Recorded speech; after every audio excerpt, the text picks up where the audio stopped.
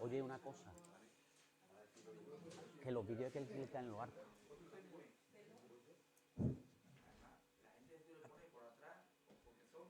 Exacto. O porque van a armar bulla. ¿Qué digo yo? ¿Ah, sí?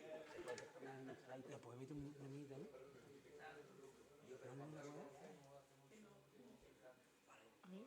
Buenas tardes a todos. Es para mí un placer dar la bienvenida hoy a la segunda sesión del ciclo de conferencias Guadalquivir por Coria del Río, a César Mejina Martínez, profesor titular del Departamento de Zoología de la Universidad de Sevilla y coordinador de un grupo de investigación centrado en la ecología del estuario de Guadalquivir. El doctor Mejina es licenciado en Biología por la Universidad de Sevilla desde 1992. Su trayectoria investigadora comenzó con el estudio de las comunidades marinas del estrecho de Gibraltar, realizando su tesis doctoral en el marco del proyecto Estudio Biológico de las Comunidades Bénticas de la Bahía de Algeciras. Trabajo que recibió el Premio Internacional de Medio Ambiente Marino de la UNESCO y el cual sirvió de base para la creación del Parque Natural del Estrecho. Su carrera ha tenido una clara dimensión internacional. Realizó una estancia predoctoral en San Francisco y posteriormente desarrolló una etapa muy fructífera vinculada a la Universidad de Cádiz, participando en proyectos europeos relacionados con la gestión pesquera y acuicultura. En 2004 obtuvo un contrato postdoctoral en la Universidad del Salento, Italia, donde consolidó su especialización en el análisis de datos ecológicos, formándose con algunos de los mayores expertos internacionales en diseño experimental y análisis estadístico aplicado a la ecología marina. En 2007 lideró un proyecto de excelencia de la Junta de Andalucía sobre el calentamiento global y la introducción de especies marinas en el Mediterráneo a través del estrecho, coordinando equipos de España, Italia y Marruecos y fortaleciendo con ello la cooperación científica internacional. Desde su incorporación a la Universidad de Sevilla en 2008, donde es profesor titular desde 2017, ha centrado su labor investigadora en la ecología de los estuarios, especialmente en el del Guadalquivir. Su trabajo combina investigación básica con investigación aplicada, orientada a mejorar la gestión ambiental y sostenibilidad de las actividades económicas que dependen del estuario. El grupo que dirige está formado actualmente por investigadores postdoctorales, doctorandos y técnicos especialistas, y colabora con distintas universidades andaluzas y la Estación Biológica de Doñana. Además, desde 2019 es responsable del Laboratorio de Biología Marina de la Universidad de Sevilla, ubicado en el Acuario. En cuanto a su producción científica, cuenta con más de 60 publicaciones internacionales, múltiples comunicaciones a congresos y 3 sexenios de investigación reconocidos. Es revisor habitual de numerosas revistas científicas de prestigio internacional y participa activamente cada año en actividades de divulgación, como las ferias y semanas de la ciencia, acercando el conocimiento científico a la sociedad. Pero, más allá de los méritos académicos, que son muchos, quiero destacar algo especialmente relevante para nosotros hoy. El profesor Mejina ha dedicado buena parte de su carrera a estudiar precisamente el ecosistema que forma parte de nuestra identidad como pueblo. El Guadalquivir no es solo un río, es economía, paisaje, historia y futuro para Coria del Río.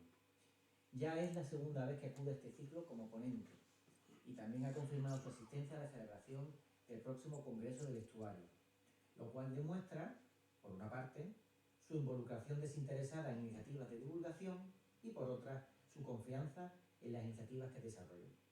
Hoy viene a hablarnos sobre el ecosistema del estuario de Guadalquivir, retos y oportunidades para su sostenibilidad. Uy, ¿no? No hay problema. Bueno, ese era Sergio. ¿Y este es el del Congreso, puede ser? Vale, pues era eso. Esto, 10 años de estudio ecológico en el estuario de Guadalquivir. ¿Qué hemos aprendido? Estoy seguro de que su intervención nos ayudará a comprender mejor la complejidad y la importancia de este entorno natural que forma parte de nuestra vida cotidiana. Sin más, César, tiene usted la palabra. Muchas gracias. Muchas gracias.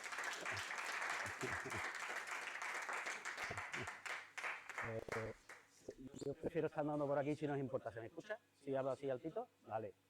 Da miedo la presentación. Lo más importante de todo esto es que tengo un grupo de trabajo, trabajamos en un grupo grande y llevamos 10 años estudiando el Guadalquivir y eso creo que es lo básico. Lo primero es agradecer, por supuesto, tanto a Marco como al Ayuntamiento de Coria y a su alcalde Modesto, primero que me hayáis invitado y después que tengáis estas iniciativas. Yo creo que son, ya lo dije el año pasado, yo creo que son críticas en cuanto a que tiene que haber foros donde se pueda dar información, donde se pueda discutir, donde incluso pueda haber opiniones diferentes y podamos hablar sobre un tema de forma educada, natural y con información. Que me da la sensación, me estoy metiendo ya donde no es el tema de la charla, de que es verdad, o al menos a mi sensación de que cada vez estamos más crispados, más polarizadas la sociedad y que muchas veces los que piensan de una forma no pueden hablar con los de otra y cosas así. Y en el escenario de Guadalquivir, que es conflictivo, ahora tendremos alguna diapositiva que se ve que es un escenario conflictivo porque hay muchos intereses y algunos son contrapuestos, debería existir esa posibilidad, o por lo menos ese es el punto de vista de los científicos. Yo estoy en algunas jornadas, tampoco sin dar ni detalles, pero donde quizás solo de un tema que podía tener distintas opiniones, solo estaba representado una opinión. Y yo creo que eso al final no es demasiado constructivo.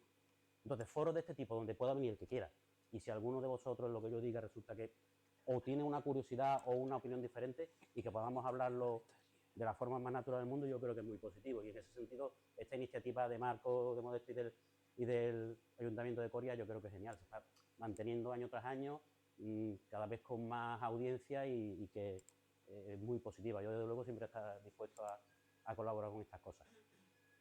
¿De acuerdo? Pues eso, muchas gracias. Después matizar un poquito el título, porque ya veréis, os lo voy a poner en la siguiente diapositiva, que la ciencia es compleja y que se tiene que trabajar para dar datos que sean robustos con mucha profundidad en cosas muy concretas, de modo que al final se trabaja en equipo. Ahora os presentaré a mi equipo. ¿Y qué pasa? Que cada uno hace una cosa muy concreta, pero son muchos haciendo muchas cosas, y a lo largo de 10 años han sido tantas cosas que cuando yo me pregunto a Marco, bueno, ¿qué título pongo? Venga, 10 años de estudio en la historia del Guadalquivir. Y cuando intento poner en pie lo que habíamos hecho, digo, que no se puede contar en una hora. Voy a matar a la gente, los voy a no. Entonces, creo que es mejor en este foro, porque además dentro de muy poco, una semana, va a estar el congreso, donde se pueden hablar de otras cosas, a lo mejor un poquito más técnicas algunas. Creo que cambia un poquito el esquema y voy a dar algunas cuestiones más generales de cómo funciona la ciencia, que creo que es importante, de algunas cosas, de cómo funciona la ciencia, cómo tenemos que funcionar para que la información sea rigurosa y sea fiable, que somos muy pesados, repetimos mucho, tomamos los datos con... Y cuestiones generales del actuario, todas basadas en esos 10 años de estudio, pero sin entrar en detalle. Y donde sí me voy a centrar un poquito más, por aquello de hacerlo más ligero, es en las cosas más novedosas, las primicias. Algunas de ellas todavía no hemos publicado porque están en desarrollo. Pero algunas cuestiones, que algunas de ellas no están todavía 100% probadas, también entenderlo, que nosotros estamos levantando información novedosa, pero algunas de ellas pues, pueden apuntar a algo que al menos merecería la pena investigar, ¿vale? Entonces quizá me entretenga más en esas cosas más novedosas. Y con esto quiero decir que es posible que me deje cosas que a lo mejor alguien tenga curiosidad o interés, pues me lo decís sin problema. Y tenemos luego un turno de preguntas o incluso a mitad hay algo que me salto porque no puedo hablar de todo, pues después hablamos, me preguntáis y lo que nosotros sepamos y en nuestro equipo tengamos la información, lo discutimos. ¿De acuerdo? Entonces, bueno, lo primero es presentaros al equipo, porque ya el año pasado cuando di la charla me quedé diciendo, parece que lo haces tú todo, y no es verdad. O sea, aquí hay mucha gente detrás y hay, como ha dicho Marco, doctores que ya a su vez ellos llevan su propia línea de investigación y dirigen a doctorandos. Hay doctorandos, hay técnicos de laboratorio, hay mucha gente. Y ahí no estamos, por ejemplo, no he puesto a los profesores, porque bueno, hay más gente. Y luego también hay gente, por ejemplo, los estudiantes de fin de grado, de trabajo fin de grado, trabajo de fin de máster, que igualmente a lo mejor están 6 meses con nosotros, 9 meses, hacen un trabajo muy concreto, dirigido por algunos de los miembros del equipo, pero que aportan una información importante a todo este conocimiento, pero después ellos siguen su camino y se van. Por poner un ejemplo que me estoy acordando ahora de uno de nuestros estudiantes que estuvo trabajando en temas de estuario y ahora, con esta experiencia y porque es un tipo muy listo y muy trabajador, está trabajando muy recientemente en un centro de investigación en Alemania, también trabajando sobre un estuario en Alemania. Entonces, bueno, esa gente aportó también su granito de arena. Y como os digo, os voy a explicar algunas cuestiones así generales que creo que también es importante que pongamos en contexto, que la ciencia es compleja, en cuanto a que las cosas fáciles normalmente ya se han hecho hace tiempo, ahora hay que hacer cosas muy complicadas a veces, que tienen una metodología muy específica, y a lo mejor esa metodología específica que tú te haces una pregunta, quiero saber, por ejemplo, en este caso, ¿vale? Que de los boquerones que pescamos en el Golfo de Cádiz, ¿de dónde vienen? ¿Dónde han criado? En el estuario de Guadalquivir, en el de Guadiana, han criado en el Golfo la Bahía de Cádiz, y para resolver esa pregunta, pues hay una metodología muy concreta, que ahora os voy a explicar un poquito por encima, que hay 3 especialistas en el mundo que la saben hacer. Entonces, lo más eficiente, y lo que solemos hacer los científicos, es irnos a ese sitio, primero ponerte en contacto con esa persona, oye, mira, yo tengo esta pregunta que quiero hacer, resolver en el estuario de Guadalquivir, tengo estas muestras, quiero estudiar esto y quería hacerlo en colaboración contigo. Si hay buena sintonía y tienes disponibilidad, pues vas allí, colaboras con esa persona, aprendes todas esas metodologías y esas técnicas, las incorporas ya a nuestro grupo de investigación, ahora ya las sabemos hacer aquí, y pues trabajamos con ese experto. Este es el caso, por ejemplo, de Juan Miguel, uno de nuestros doctores en la Universidad de Essex en el Reino Unido, que fue con la profesora Anne Sturrock. Y en cierto modo todos esos expertos que siguen trabajando con nosotros también forman parte, aunque más ocasionalmente, pero forman parte de este equipo de investigación que está trabajando en el estuario del Guadalquivir. Es decir, la profesora Anne Sturrock está trabajando con nosotros unas muestras del estuario del Guadalquivir, le ha dado su interpretación, su metodología y su información para aportar conocimiento a qué está pasando en el estuario del Guadalquivir, por ejemplo, ¿no? Ahora me meto un poquito más, algo más denso, pero espero que no ponerme demasiado oscuro. En este caso concreto, ¿vale? Os explico.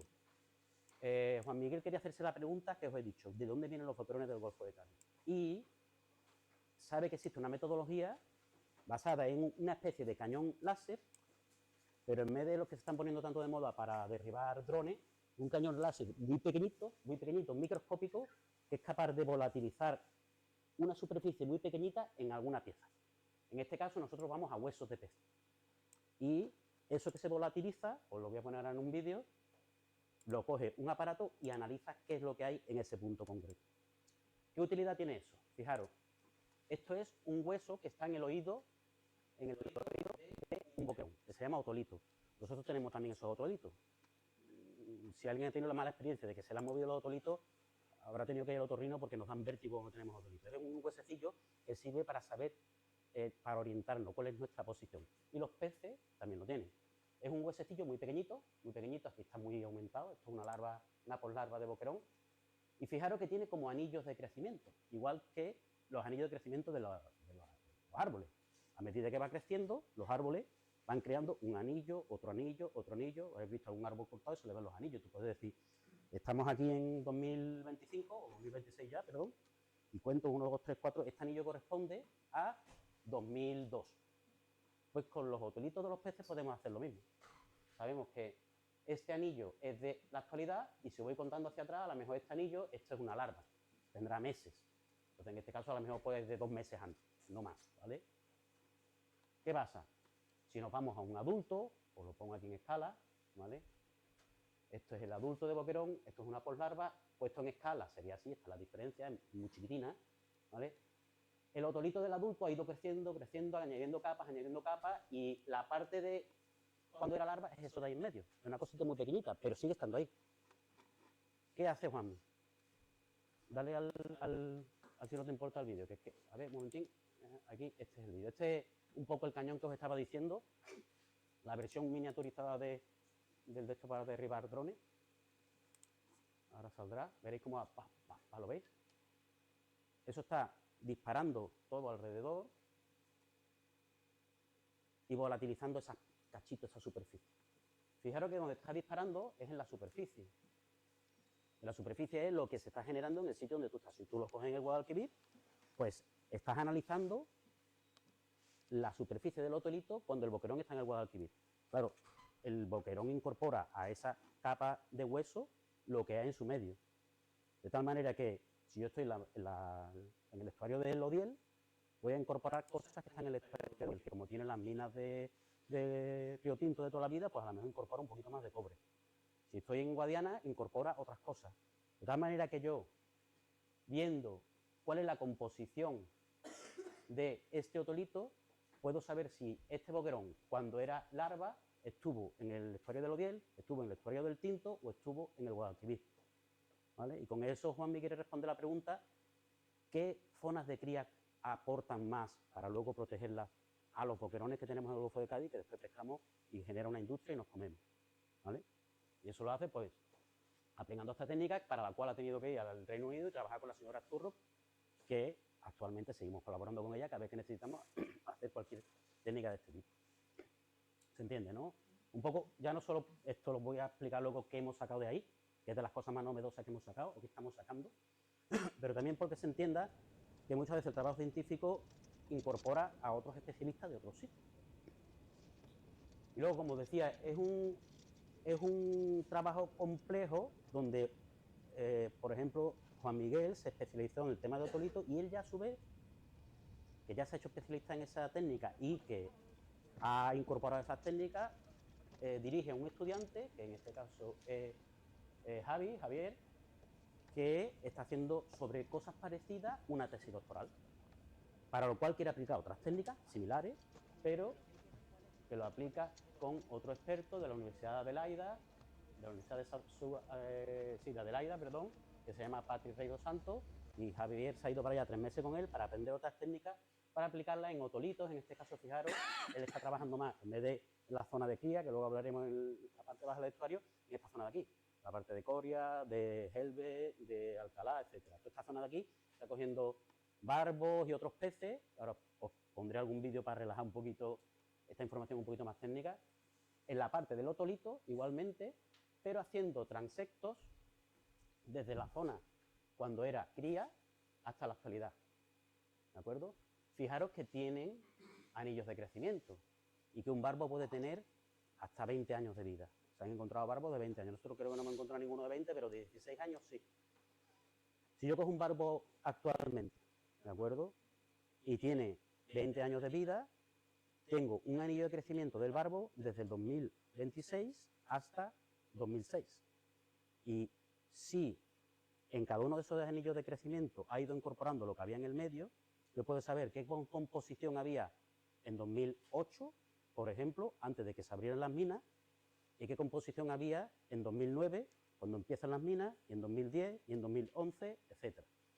O relacionarlo con los procesos de hipoxia que se generan aquí, que en verano muchas veces hay muy poco oxígeno, y es un problema para el ecosistema de esta parte alta, porque también cuando hay poco oxígeno, en el medio hay otros tipos de elementos que se incorporan a ese hueso. Entonces, Javier está trabajando esto, ahora os pondré algunas cosillas, y para eso se fue a Australia. Os quería poner, que no sé si anda por aquí o no le ha dado tiempo a llegar, os quería poner también esto, que es un vecino vuestro de aquí de Coria.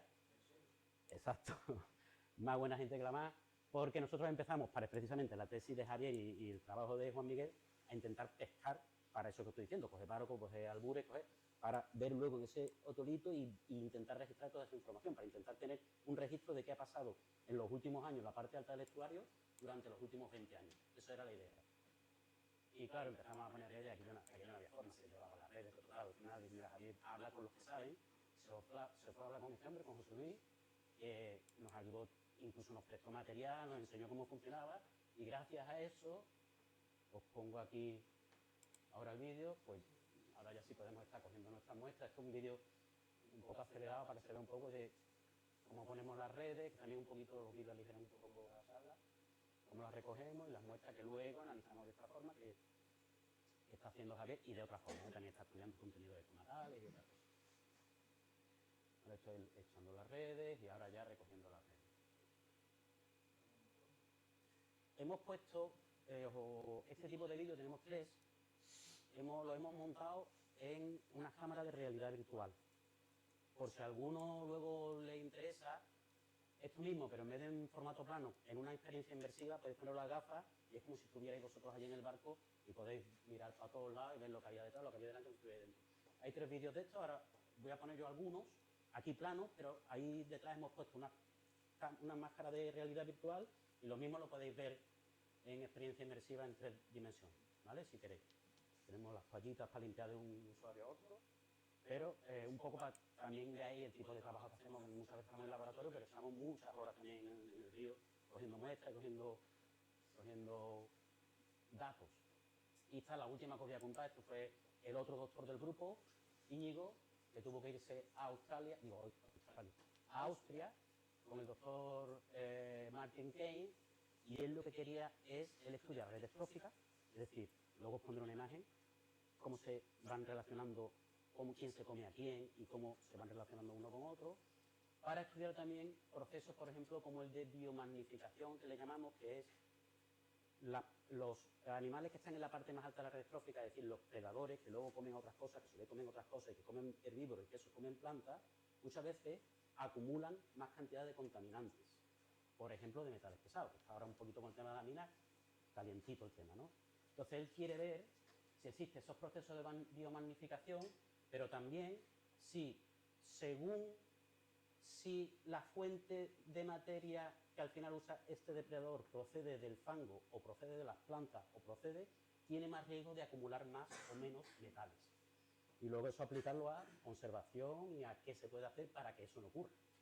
¿De acuerdo? Bueno, pues él, para aplicar estas técnicas, son técnicas de análisis isotopo-estable un poco complejas, se fue a la Universidad de Viena y allí estuvo en este centro pues trabajando con este profesor. Y todos esos profesores que están fuera, que son expertos en un tema, en cierto modo son parte de nuestro equipo. Nosotros nos escribimos con ellos, les preguntamos y cuando tenemos alguna duda de su especialidad ellos nos ayudan y los datos que están aquí se interpretan y lo que proponemos nosotros ayudado por esos expertos también.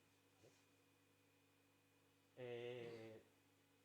Os pongo también otro vídeo. Esto tiene esta carátula porque se hizo para un proyecto concreto, pero de las cosas que hacemos, una de ellas es coger peces y trabajar con peces. Íñigo también trabaja con peces, en el sentido de que también ve la acumulación de metales en peces.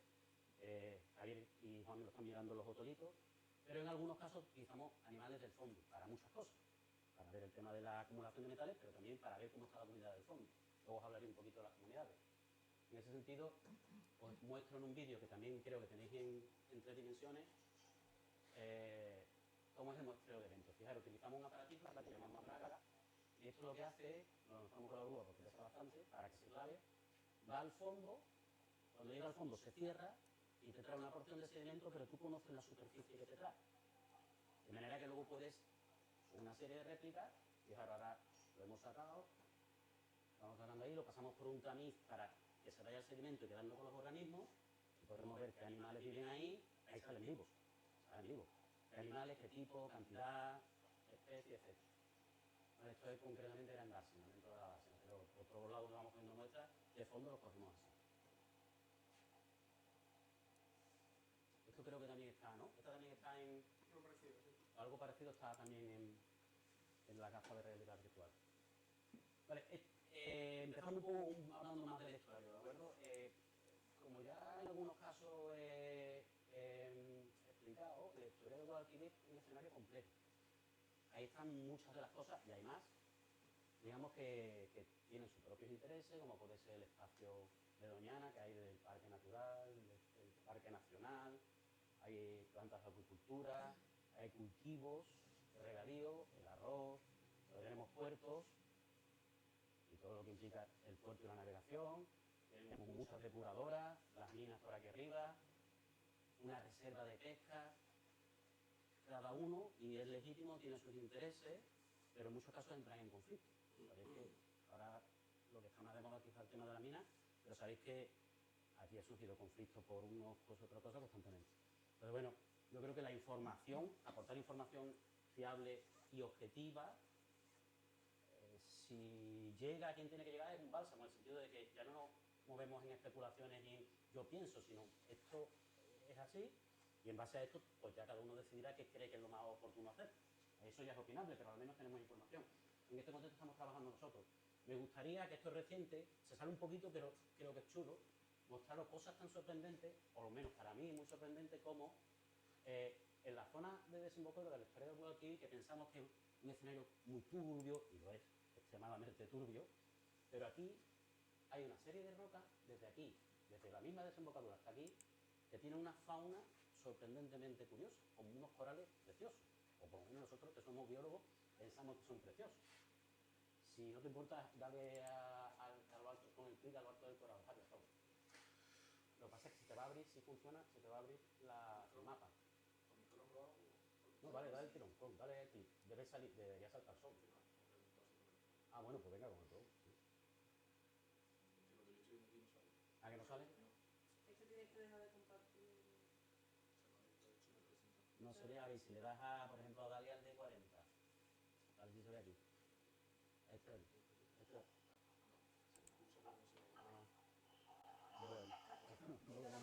Yo voy a poner... ¿Sí? ¿Y se ve? A ver. Dale escape.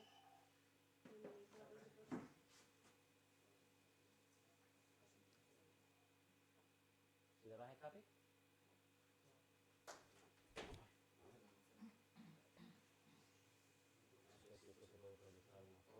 Bueno, si no, no pasa nada, yo lo cuento, pero hombre, no deja de ser sorprendente los corales que tenemos en la desembocadura de Guadalcanal. A mí por lo menos me resulta muy sorprendente.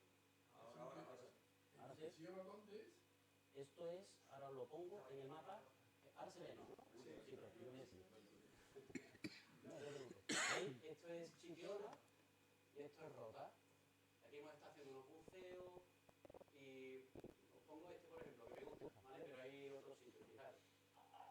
¿Vale? Esos son corales. Y son grandes, ¿eh? Y ahora no está de turbio, pero... Eso es a 40 metros de profundidad con una turbidez tremenda. Ahí sin luz no se ve nada, cero. Pero fijaros, ¿eh? Y algunos, este tiene un tamaño, ¿eh? Estamos hablando de animales así.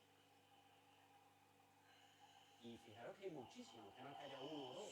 Y hay pequeñitos y hay grandes. Es decir, hay una población como un bosque sano que está creciendo, que salen nuevos pequeñitos y eso está ahí en la desembocadura de Guadalquivir. ¿Vale? Es muy sorprendente, a mí me resulta muy sorprendente. Y hay muchas cosas, esto de como nos gusta meternos en todos los charcos, esto de los últimos charcos que nos surgió. ¿Vale?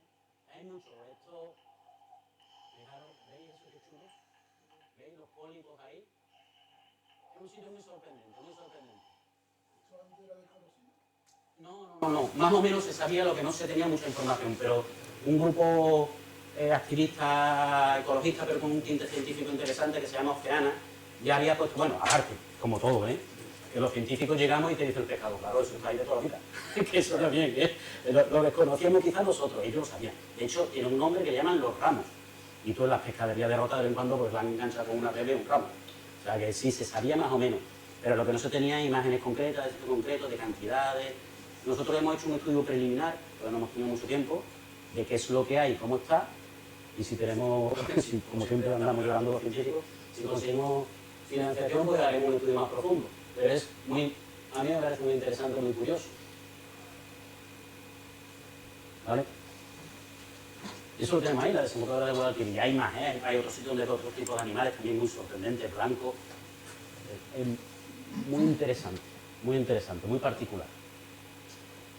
Y claro, ya, esto es de este sábado, ¿vale? Esto es una foto de este sábado.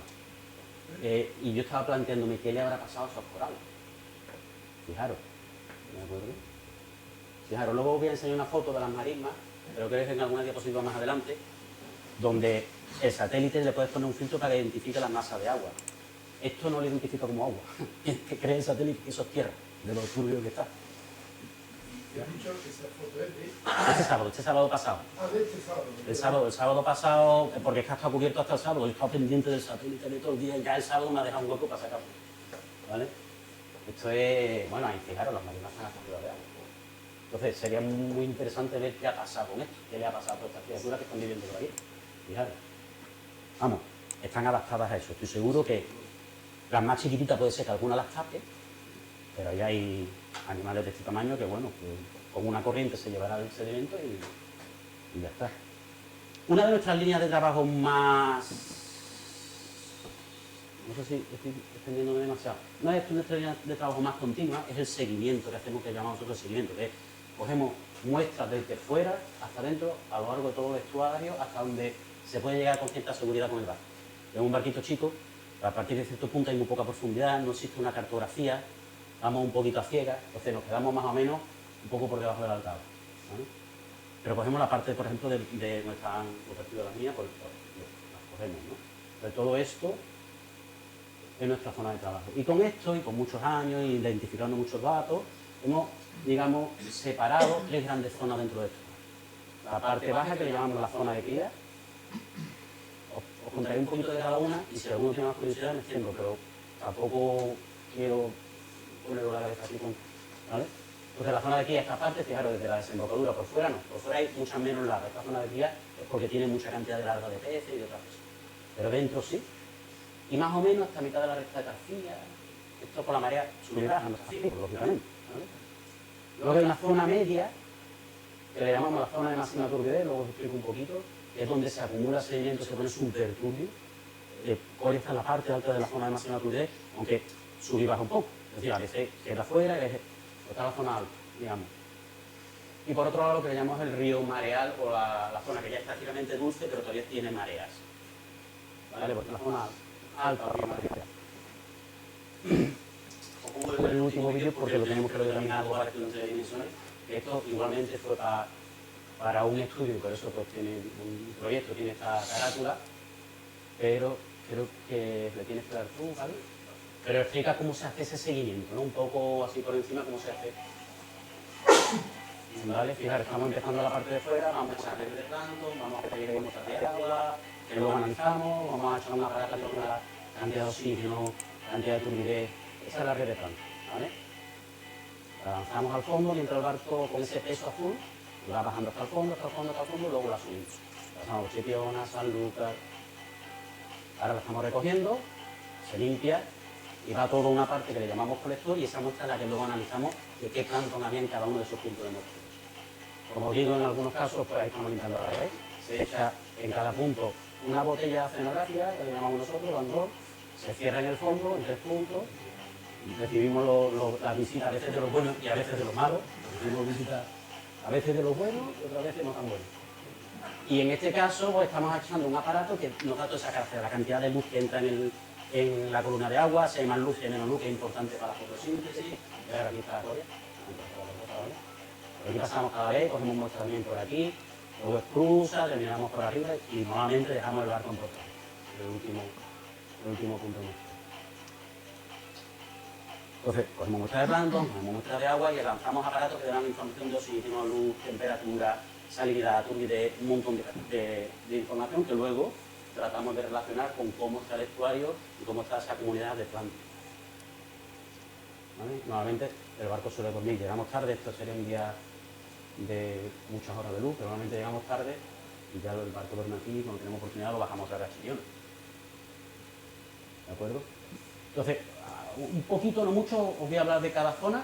La zona de cría quizás sea la que más información más interesante pueda tener, que le llamamos zona de cría, pues porque tiene muchísimas larvas de peces, un clásico, siempre de hecho, el suelo de Guadalquivir tiene muchísimas larvas de peces, es una zona de cría muy importante para todas las pesquerías del Golfo de Cádiz. ¿De acuerdo? Entonces, tiene muchísimas larvas y es una zona de un gradiente muy importante, de muchos cambios en muchas variables ambientales y en muchas cuestiones biológicas. Aquí tenemos muchos peces grandes, aquí no tenemos tantos, pero tenemos muy pocas larvas. Las larvas entran. Aquí tenemos el agua relativamente transparente, aquí tenemos mucha turbidez dentro, aquí está el agua muy salada, aquí está el agua mucho más turbia. Todo eso es un cambio muy importante en esa zona de cría. Esta es la zona con más diversidad. Esta es la zona con más diversidad. Lo pongo un poco aquí. Más o menos, mira, aquí no se ve, lo pongo en el siguiente mapa, más o menos llega hasta la reza de Tarcía, la Señuela, como baja y sube, por ejemplo en verano, que el tapón salino sube para arriba, pues llega casi a la recta de los arrozales del Lamine, un poquito más para abajo. Pero en invierno, sobre todo si llueve, pues se la echa casi para afuera. Va moviéndose, pero lo normal, el promedio es casi todo al final de la recta de Tarcía, justo antes de llegar a la Señuela, por ahí, más o menos. Pero se mueve, vamos, que es una cosa... Entonces es la zona que más diversidad tiene. Aquí os pongo algunos ejemplos, ¿de acuerdo? Tanto en el fondo, que tiene pues poliquetos, gusanos, erizos, estrellas de mar, crustáceos, almejas, muchas larvas de peces, esta es larva de boquerón, estas son de lenguado, de corvina, pero luego tiene también mucho, que es muy característico del estuario de Guadalquivir, mucho plancton. Esto es lo que le llamamos mesoplancton, el plancton chiquitito, más chiquititos, es zooplancton, animales. Y luego tienen algunos un poquito de más tamaño, que tienen una función muy interesante, luego lo enseño en una diapositiva. De manera que tenemos todos los... La cosa buena en el estuario, en la zona de pie, es que tenemos todos los tamaños. Al final es verdad, luego lo pongo en una diapositiva, que lo del pez grande se come al pez chico, y es así. Es decir, en el mar lo que es grande se come a lo chico. Pero no se puede con una cosa tan chica que ni siquiera lo puedo manejar. Tiene que tener algo de tamaño adecuado para comer. Cuando tú tienes todos los tamaños representados, como en esta zona de cría, pues tiene todo lo necesario para ir creciendo y creciendo, creciendo hasta llegar a un cierto tamaño y ya te va afuera. Por eso es una zona de cría. Esto es lo que os decía, pensaba lo tenía más adelante, os voy a explicar sobre esto, ¿vale? Esto es lo que os quería explicar. Fijaros, esto es una red trófica de lo que trabaja Íñigo y básicamente está diciendo qué come a qué. Entonces, sin entrar en mucho detalle, pero una larva pequeñita come cosas muy pequeñitas. Este plan, luego lo pongo en una foto para que veáis la escala, porque aquí no está en escala, lógicamente. Come cosas muy pequeñitas. Esto, a su vez, pues come seguramente fitoplancton. Pero en el estuario del Guadalquivir, además, hay mucha partícula en suspensión que a veces forman unas pelotitas, que llamamos agregados, que tienen el fitoplancton, pero tiene bacterias, tiene protozoos, tiene todo eso. Y eso ya se lo puede poner, porque es un poquito más grande, se lo puede comer este, que es un poquito más grande. Y las larvas juveniles ya un poquito más grandes, esto es demasiado chico para ellos. Necesitan algo más grande, pero tienen esto.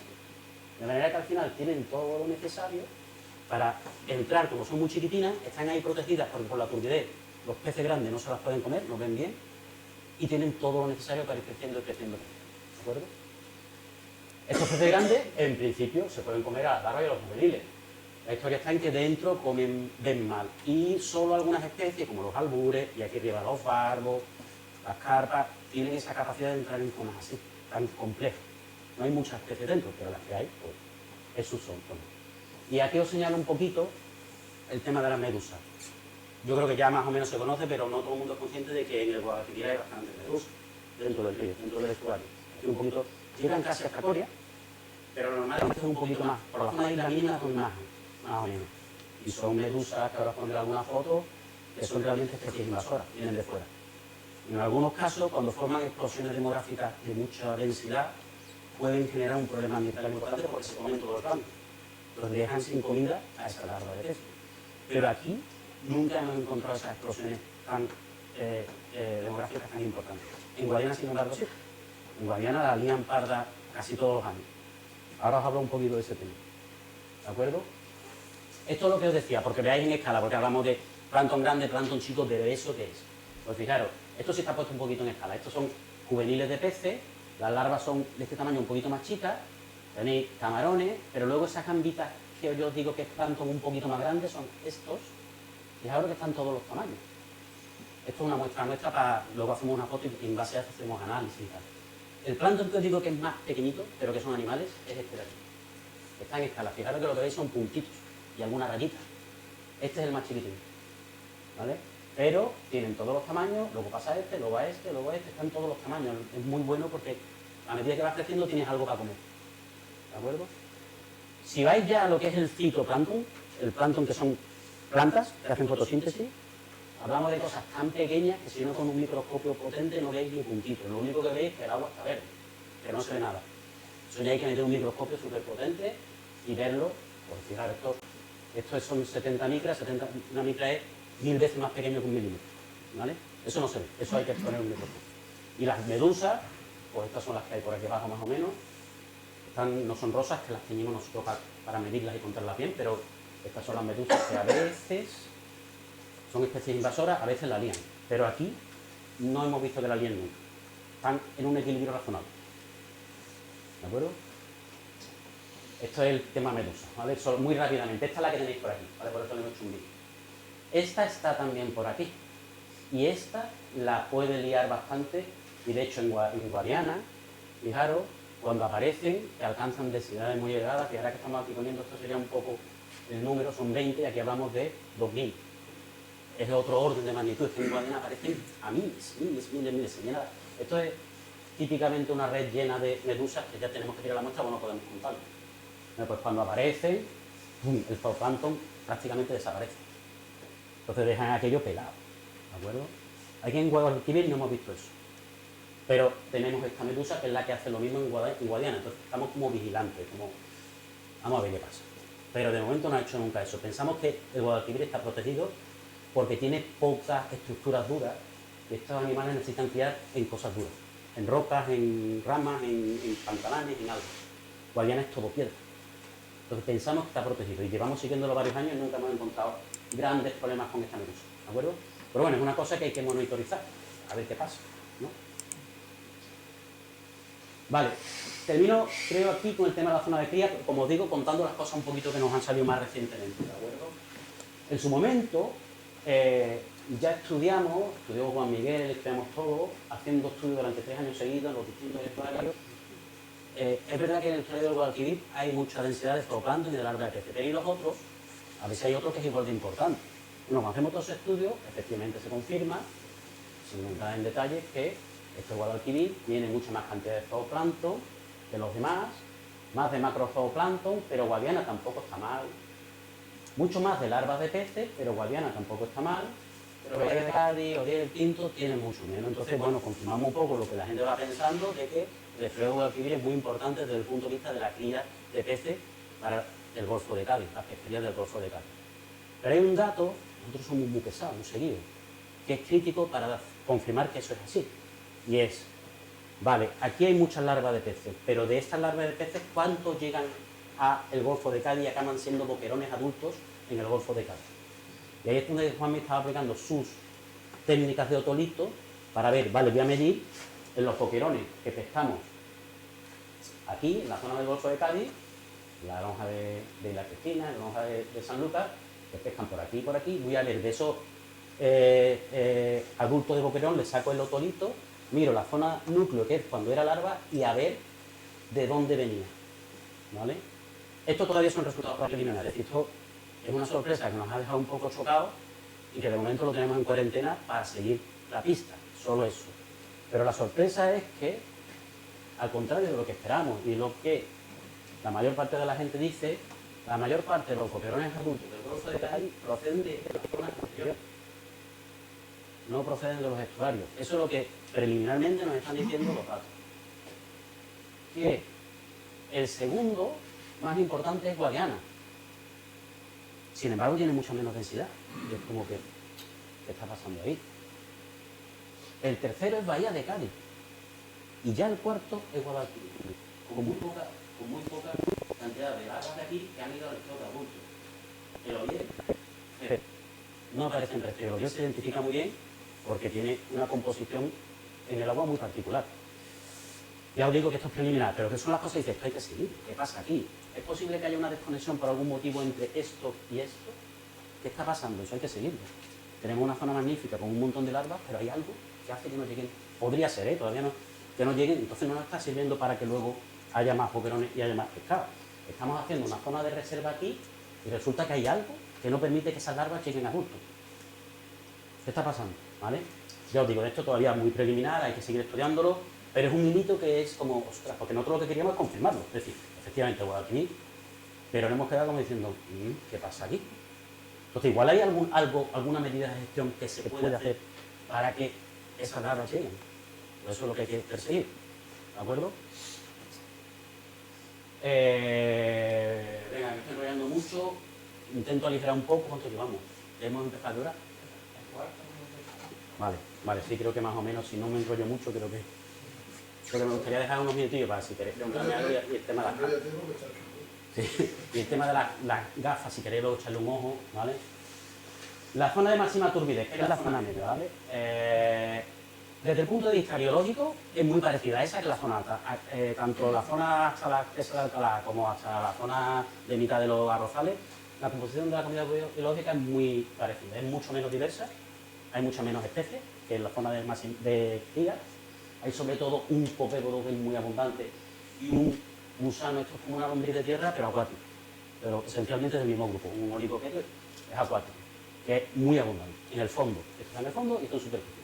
Y luego hay algo, no mucho, de esta especie igual de plancton pequeñito, de esta otra que es más de aguas dulces, que está más por arriba, algún camarón, pero hay mucha menos diversidad, lo que es una cantidad bárbara. A veces echamos la red y coges así, y coges como que muchas veces lo pensamos, eso se tiene que utilizar algo. Si hay una cantidad, vamos a hacer que sea harina con esto, porque es brutal la cantidad de plancton que hay por aquí arriba, ¿vale? Pero de pocas especies. Porque es una zona de máxima turbidez. Muy en resumidas cuentas, porque hay muchos procesos ahí, pero al final, esto es un esquema de Wikipedia para que veáis que esto del Loira, es en todos los estuarios, pero aquí está en un sitio concreto, ¿vale? El mar acaba arrastrando sedimento, trayendo sedimento con las mareas hasta esta zona de aquí, el río igualmente esta zona de aquí y aquí se acumula.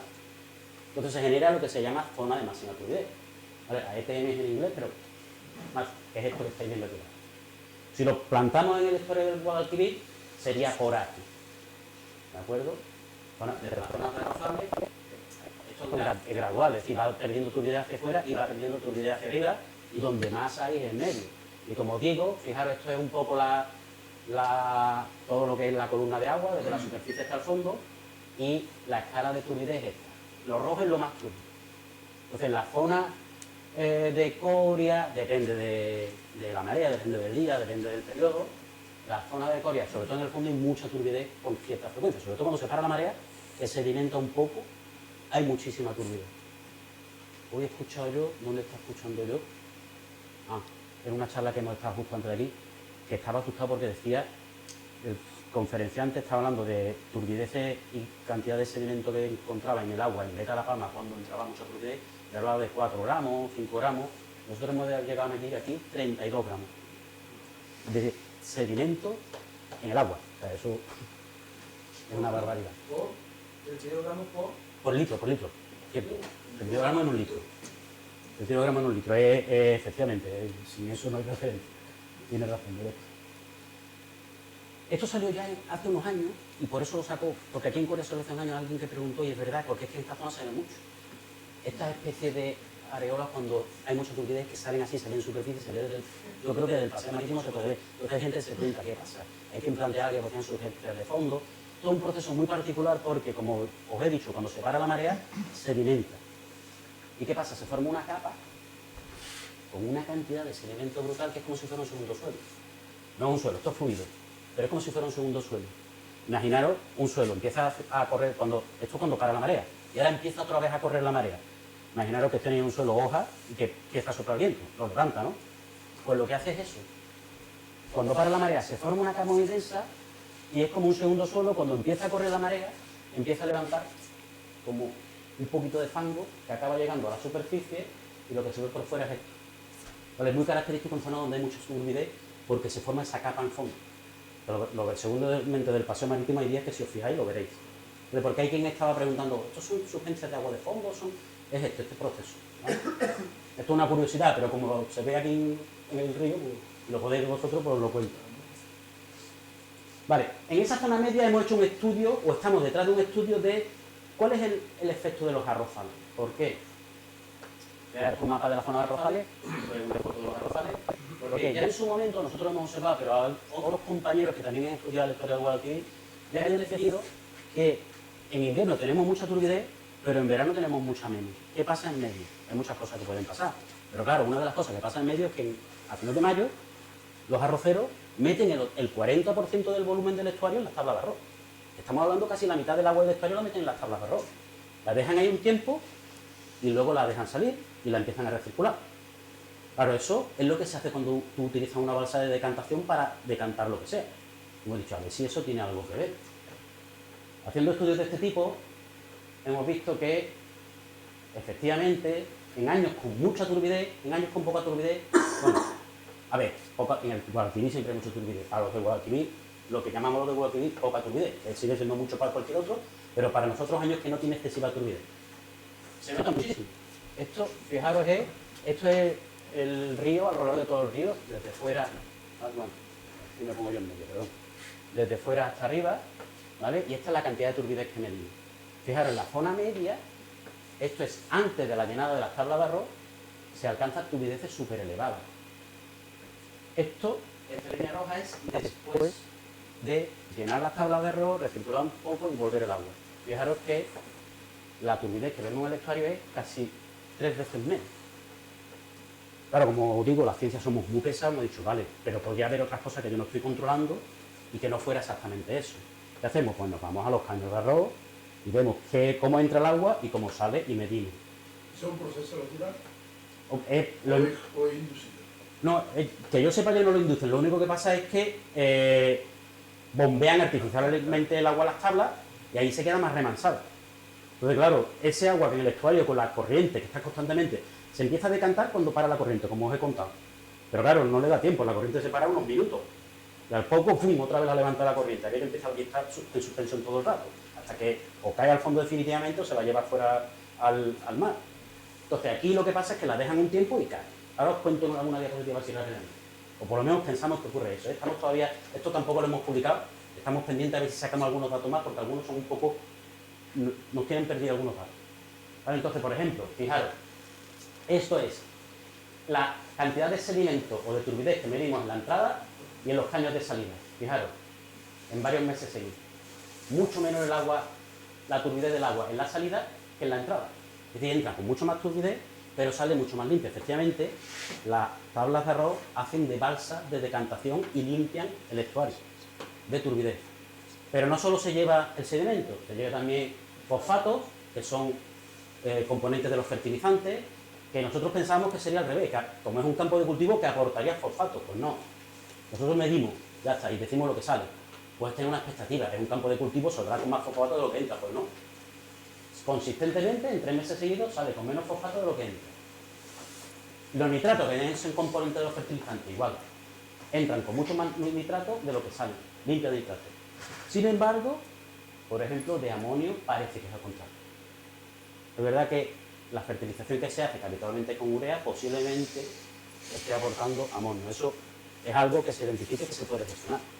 Seguramente se puede hacer algo, ¿vale? Si conseguimos tener la información bien afianzada como nosotros nos gusta, pues se pueden proponer medidas de gestión. ¿Por qué no hacemos esto y le retiramos el amonio a este vertido de los arroces, por ejemplo, ¿no? ¿Cómo funciona? Para que entendáis un poco qué es lo que pensamos que funciona. Esto es una marisma natural. Sube el agua cargada de sedimento del Guadalquivir, ¿de acuerdo? Ahí se remansa. Esto es una marisma natural, porque eso ocurre en la marisma natural. Las marismas naturales son trampas de sedimento. Se remansa, cae el sedimento y ahora vuelve al estuario mucho más limpio. El agua queda clara y vuelve al estuario mucho más limpio, con menos turbidez, ¿vale? ¿Qué ocurre con las tablas de arroz? Pues básicamente lo mismo, lo que pasa que es artificial. Bombean una cantidad, como hemos dicho, el 40%, hasta el 40% del volumen del estuario. Igualmente, sobre todo cuando crece el arroz, que hace todavía más de retención, sedimenta, le genera una capa de fangos a ellos, un fango que trae, por otro lado, nutrientes, es decir, que con ese fanguito crece mejor el arroz. De hecho, si os fijáis alguna vez, en la zona de entrada del agua, el arroz crece más alto que en la zona de salida. Si os fijáis alguna vez en las tablas de arroz. ¿De acuerdo? Y vuelve al estuario pues también más limpio. Y no solo eso, sino que también parece que retiene nutrientes, como hemos visto, retiene nitratos y retiene fosfato. Lo que no retiene, de hecho está aportando, es amonio. Eso es algo que habría que gestionar. No le quitamos hierro al asunto, es decir, haber transformado 40.000 hectáreas de marisma en tablas de arroz tiene un impacto importante, porque mientras que la marisma está conectada y cuando sube la marea los peces entran ahí y pueden utilizar esos hábitats, esto no está conectado, está conectado por una bomba, ¿vale? Pero dentro de lo que hay, pues lo que ocurre es esto, es decir, el arroz está haciendo esta función, ¿vale? Tiene otras cosas negativas, no las vamos a quitar, pero tiene también esto, ¿de acuerdo? Esto no tiene nada que ver, pero es que me ha gustado mucho. Esto es una foto del 70 y tanto, y desde entonces no ha vuelto a ver nada parecido. Esto es la marisma de Doñana, esto es el Palacio de Doñana, hasta las patas de agua. Cuando había periodos de muchas lluvias y había una marea alta, ocurría esto, que es lo que hemos tenido estos días atrás. Fijaros lo que os cuento, porque eso es también importante. Esa subida de agua lo que hacía es aportar mucho sedimento. Ahora os cuento un poquito del asunto. De modo que, fijaros, estas son las marismas completamente inundadas y el satélite no pasa cuando está la marea más alta, pasa cuando pasa, que es a las 11 y pico, ¿vale?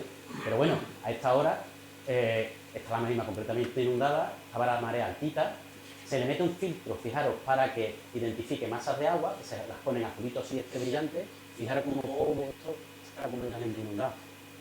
Pero fijaros la cosa curiosa, que es lo que contaba antes, con toda esta turbidez, el satélite no identifica esto como agua.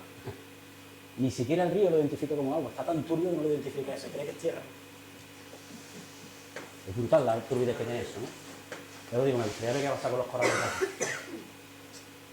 Ok. Bueno, esto ya es más detalle, para que lo veáis. Fijaros las marimas como están hacía décadas, que esto no ocurría. Que yo sepa, desde los 70 no ocurría. Esto es verdad que tú me tenías en satélite y veías aquí el nombre, en Google Earth, Lucio no sé qué, y tú dices, Lucio, si es un secarra, claro. Cuando lo ves digo, nada, es que es un Lucio, es verdad. Era un Lucio, en su tiempo fue un Lucio.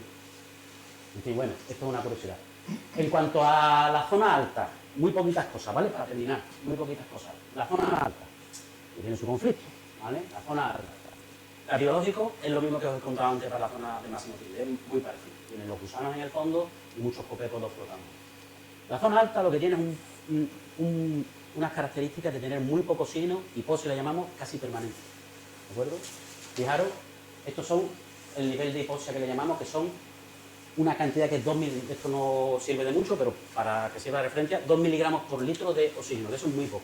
Por debajo de eso es muy difícil vivir.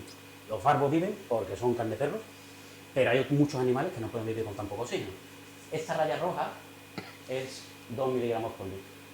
¿Vale? Fijaros que en la zona más alta, mucha parte del año demasiada está con muy poco oxígeno. Muy poco oxígeno.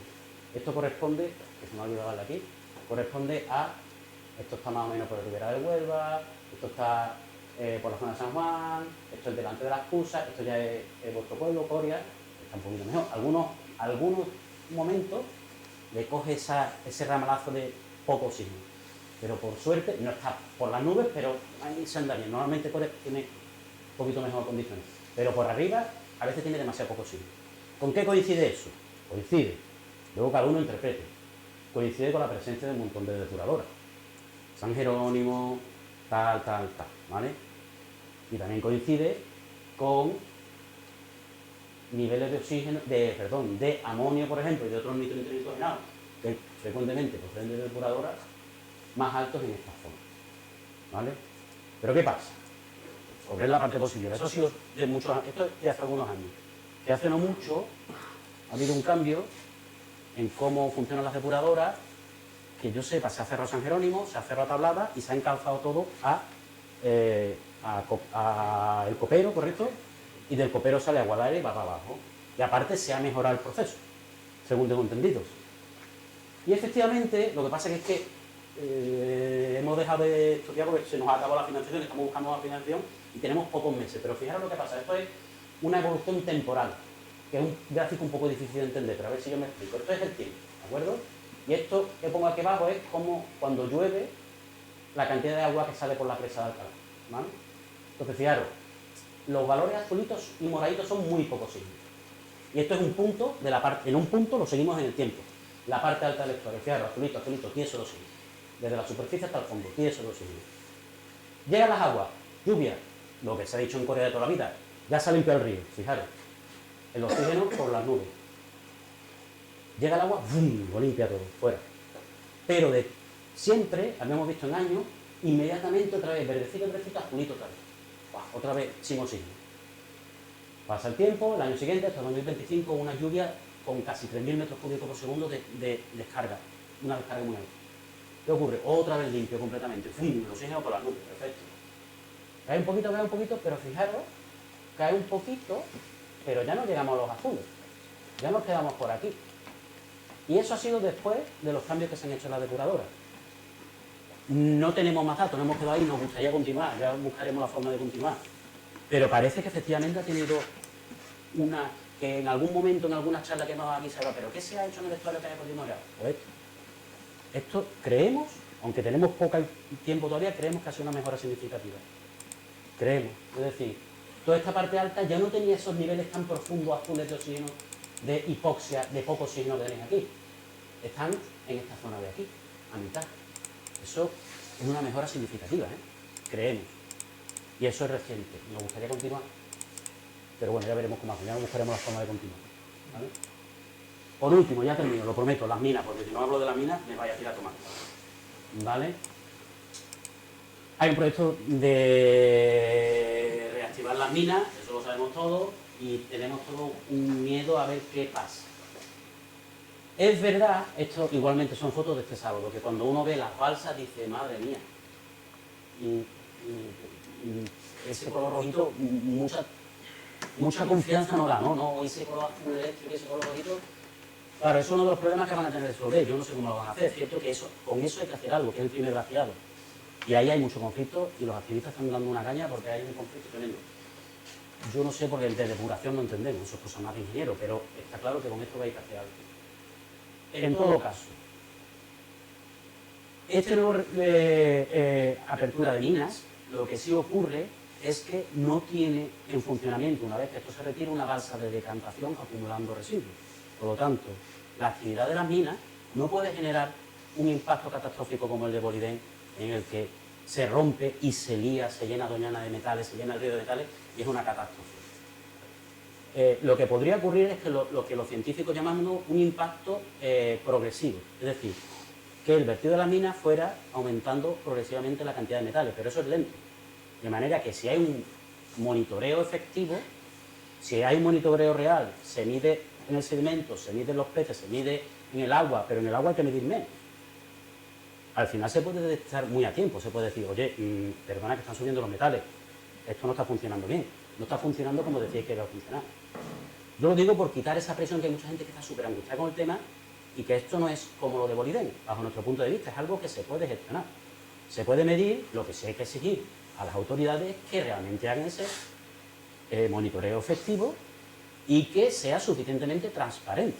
Es decir, que el que quiera pueda acceder. La información tendría que estar en la web. Incluso la toma de datos, bajo mi punto de vista, esto es una propuesta, bajo mi punto de vista tendría que estar abierta, al menos no a todo el mundo, pero a determinados representantes. Que los ayuntamientos, por poner un ejemplo, de la Ribera puedan designar un representante de su departamento de medio ambiente que cuando a él le parezca oportuno llame y diga, mira, hoy voy a ir yo a ver cómo hacer los muestreos. De esa forma se puede asegurar que aquello se hace correctamente y luego que la información no se quede en un cajón, sino que sea pública y que si se detecta algún aumento de los metales se pueda reaccionar a tiempo. Yo lo veo así, es decir, no es tan grave como lo que ocurrió anteriormente. ¿Qué es lo que ocurre? Eso van a decir, depender de decisiones políticas. Solo os pongo, que además con este señor hemos estado hablando al principio, ¿cómo te llamas? No, José Antonio.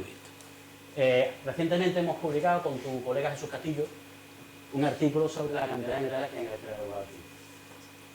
Lo digo porque nosotros somos científicos. Yo mido, digo lo que hay e interpreto. No me meto en berenjenal. Entonces, es verdad que donde consistentemente salen mayor cantidad de metales pesados es en la zona alta, coincidiendo con el vertido que todo lo ha habido de las minas. Eso es la verdad. Y sé que hay alguno que no le ha gustado. Pero es que yo no me invento nada, yo mido y digo lo que hay. Pero también es cierto que la cantidad de metales que hay no es exagerada. No hay muchísimos metales, eso también es cierto. Pero es verdad que donde más hay es arriba.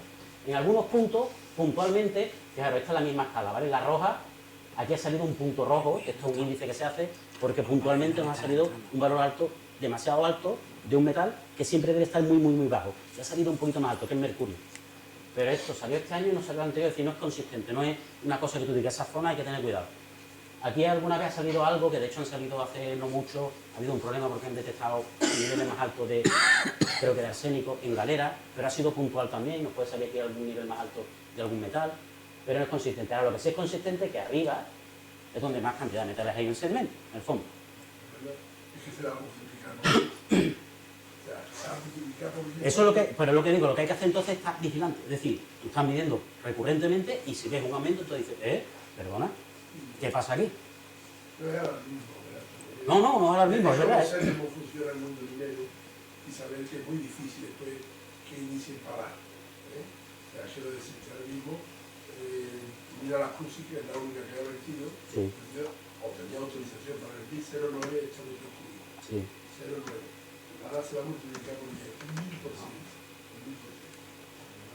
Entonces eso, de ahí para arriba. Eso ya en los sedimentos, porque el agua y la versión que da la minera y que da la Junta de Andalucía, de que se disuelven minerales en el agua y tal, parece que los sedimentos, lo que hacen los sedimentos, un sedimento, otro sedimento, otro sedimento, quiero decir, entonces al final no se puede medir, se mide la última capa de sedimento, pero la que está debajo no, cuando viene mucha cantidad de agua del río, de Alcalá, eso levanta todo el sedimento y entonces cuando viene el gran vertido de metales. ¿No? Quiero decir, que todo eso tiene su círculo. Sí, sí, sí. Y ellos lo conocen. Lo que pasa es que además no hay una legislación. Sí, sí. Pero Eso es lo muy que, bien, eso es lo que procedimiento. discutimos, eso es lo que discutimos aquí. No hay una legislación, esto ya está, yo ya he terminado, ¿vale? Ya está abierto el debate, el que quiere intervenir, ¿vale? Hablamos ya, y después si queréis ver las gafas de realidad virtual.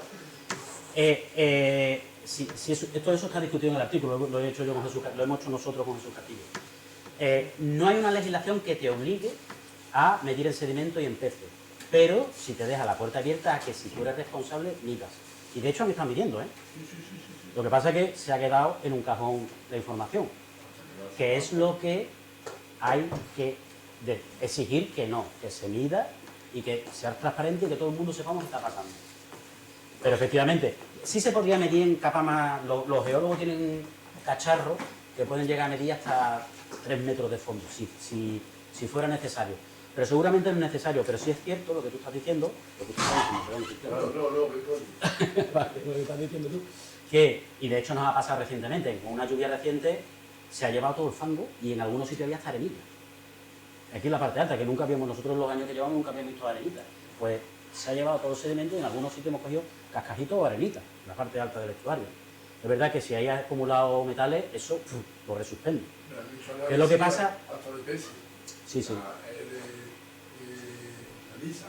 Sí, sí, sí, sí. Los albures. Ahí se nota el porcentaje. Eso se puede medir. Yo lo que... Eso se ha estudiado, pero no nosotros, la minera. Sí, sí. La minera que le daba, y la Junta tiene la obligación, y de la Junta de donde están sacados los análisis. Sí, sí. No se ha sacado de... Claro, yo por eso creo que la pelea, bajo mi punto de vista, bajo nuestro punto de vista, la pelea en este caso sería exigir buenos controles, transparentes, y que todos podamos acceder a qué es lo que está pasando. Eso sería, bajo mi punto de vista, la pelea más... un comité de expertos independientes. Sí, sí, sí, sí. Sí, ellos tomarán sus decisiones, yo ahí no entro, pero yo creo que la pelea más, bajo nuestro punto de vista, más potente es esa. Que sepamos qué está pasando y que todo el mundo sea público. Por eso digo, no sé cómo funciona, pero le obligan a medir, pero lo que hacen es obligarles a contratar un laboratorio que el laboratorio mide. Seguramente son laboratorios estandarizados, ¿eh? Seguramente son serios. Pero si está abierto, digamos que da más fiabilidad a qué es lo que está pasando ahí.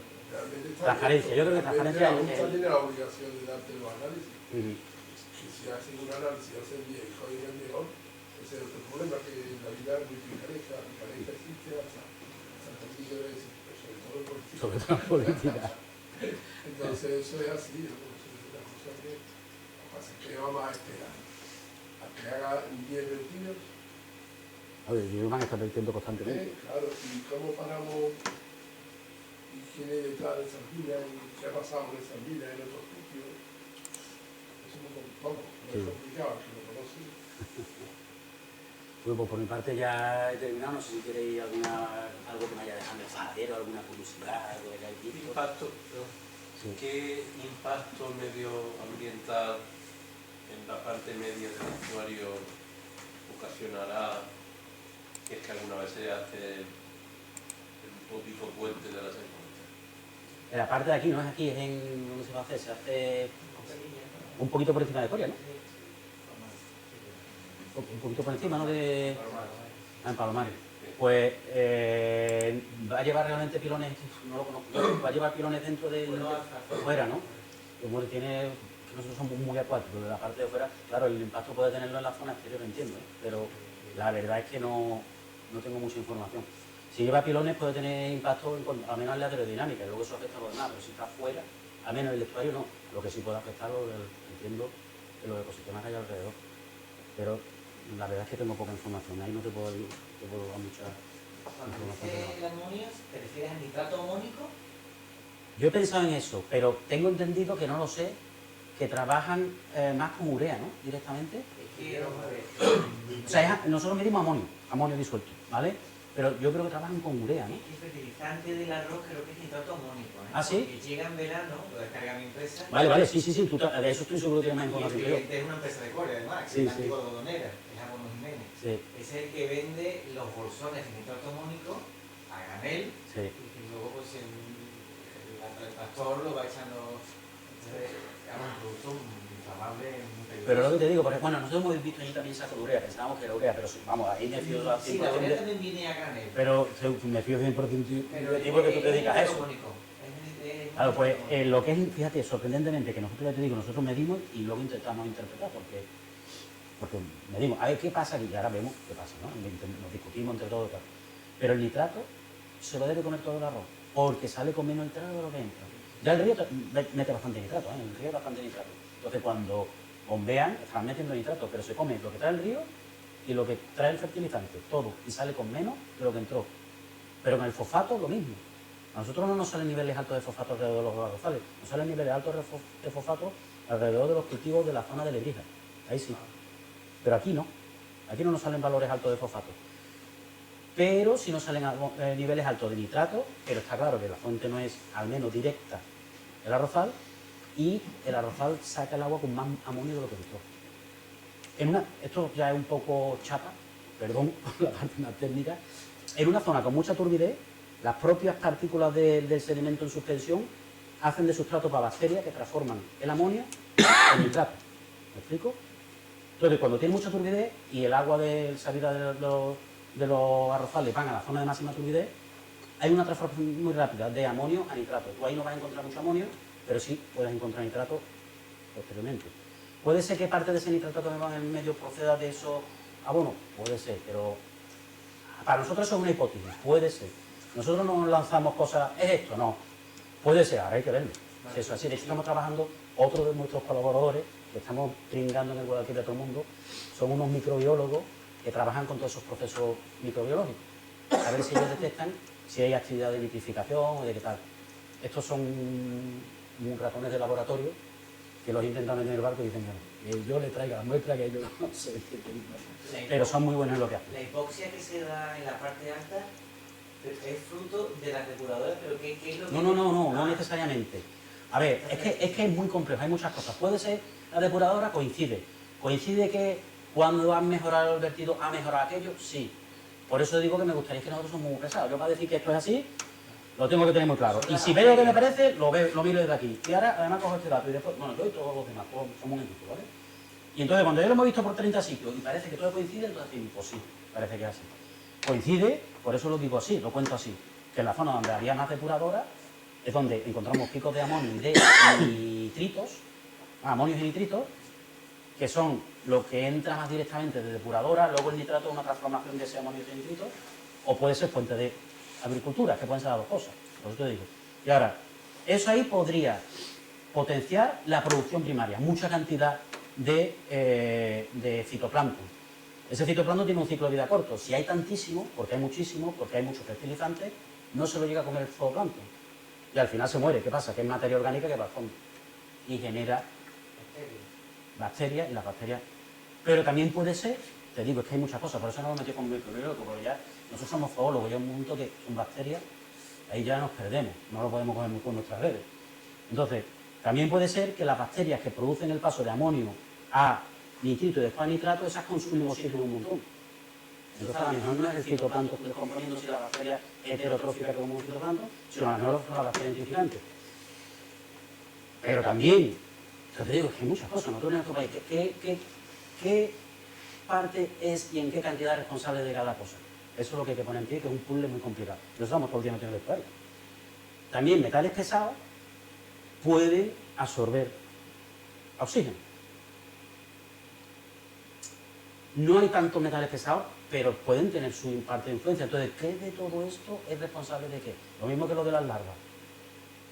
Vale, hay mucho en el Guadalquivir, muchas larvas. Hay también mucho en Guayana. En el Modiel hay menos y en Guayana de Calle menos. Pero de todo esto, ¿qué llega al adulto? Al final nosotros nos metemos, vamos a medir de verdad, ¿qué es lo que llega? Pues aquí hay un problema, pues con esto igual. ¿Qué es más importante? Los metales, las depuradoras, los nitritos, un tipo de bacteria, otro. También hay otra cosa importante, y es que, como han puesto una presa, que la presa de Alcalá, aquello es un fondo de saco. Si estuviera abierto habría mucha más renovación, y a lo mejor no habría problema, ni con depuradora ni nada, sino que igual aquello, ¿sabes? Pero es que se suma todo, es que es un fondo de saco, la marea pega en la presa de Alcalá y vuelve. Y aquello se queda un poco estancado, entre comillas, un poco. Si, como habéis visto, hubiera mayor caudal, no todo el agua se estuviera usando para otros usos, la agricultura, sino que hubiera más salida de agua, seguramente también se limpiaría. tampoco habría problema. Habéis visto, una avenida de agua, un oxígeno a más de 7 miligramos por litro, sin problema. Son muchas cosas, son muchas cosas. ¿Qué se puede hacer? Pues esto que se ha hecho nos parece que está muy bien. Pensamos. Hay un estudio, bueno, yo he hablado con pescadores Sí. de San Lucas, y creo que el boquerón de San Lucas, el boquerón propio de San Lucas, ya no existe apenas. Que antiguamente Sí. ellos conocen que había mucho más boquerón de San Lucas. Será porque la larva no se desarrolla, muere por lo que sea, ¿no? Pero el boquerón de San Lucas existía. Y era un boquerón en grandes cantidades, un boquerón chiquito, no parecía victoriano. Cuando hablo con ellos Sí. aquí, ¿no? Y entonces esa razón, ¿cuál es? Está claro, hay un río Tinto y un río Bien que también lo conocerán, ¿no? Claro. Eso está claro que está afectado por los metales, ¿no? Aquí la afección pues ya poco a poco a más, porque al final se habla de 130.000 millones de litros y la acumulación poco a poco de los metales estamos haciendo que a lo mejor yo no, yo soy como activista en nombre de mis nietos, lo digo, porque mejor yo no voy a conocer el río en las condiciones, pero está claro que afectar no lo va a afectar, eso evidentemente, mucho que porque la mañana a partir de abajo. Y está claro que si ya tenemos conocimiento del mismo Anur o del mismo, que tú has dicho, Aleras en La desembocadura, sí. Y San Lucas. El Espíritu Santo no echa los metales. De alguna parte tienen que venir, ¿no? Y viene por el orden. ¿De dónde fueron las biotintos? En 1850 el biotinto daba para pegar niebla, según el diccionario Madoff. O el mismo Platero y yo habla, Juan Ramón Jiménez con Platero, de los barcos que pasaban de su padre, de sus barcos, y que regaban la vuelta. Se lo está contando a Platero, ¿eh? O sea, pero, además dice, pero las minas se lo han cargado. Quiero decir, las minas que están muy vigilantes, ¿no? Sí, sí. Con muchas razones. Muchas razones. Entonces, no es que se crea alarmismo, porque no es la pretensión de crear alarmismo, es adelantarte, como decía el profesor hace mucho tiempo, el instinto empresarial es parecido al instinto maternal, que se da cuenta de un niño. Está malo antes que el médico, porque la mirada del niño está cambiando. Si no te das cuenta del problema que puede venir, pues no estás ayudando. Y ese es el motivo de mucha gente que están interviniendo en el río. Vamos adelantándonos a la jugada. ¿Por qué? Porque vemos lo que pasa aquí, lo que pasa en Sudamérica, lo que pasa en otros países, lo que ha pasado por el Tinto y lo bien, lo que ha pasado por el mismo Guadiana. Son cosas que la historia nos ha dado, no son inventos. Pues nada, no sé si... Sí, vamos. Muchas gracias porque ha dado una lección magistral, ya. Os habéis dado. Gracias, sí, entre todos.